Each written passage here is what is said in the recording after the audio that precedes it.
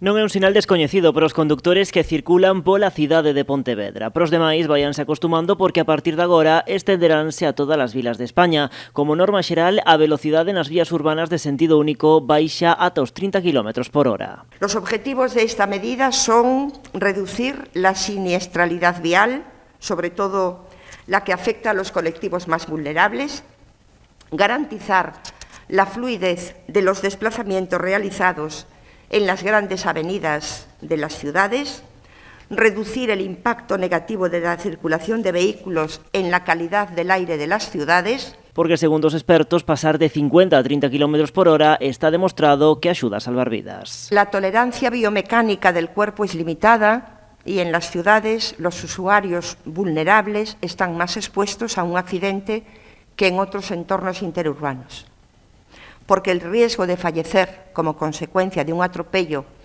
es del 90% a 50 km/h y se reduce al 10% si la velocidad del vehículo que impacta es de 30 km/h. Pontevedra ten reducida a velocidade a 30 km por hora en todas as vías urbanas dende hai xa máis de 10 anos, un modelo que serviu de exemplo xunto con outras urbes. No solamente es la ciudad de Pontevedra, hay más ciudades que tienen restricción a nivel 30. Nosotros estamos en Pontevedra, en una ciudad que ha sido pionera, efectivamente, pero yo entiendo que las experiencias que en otras ciudades en esta línea se han llevado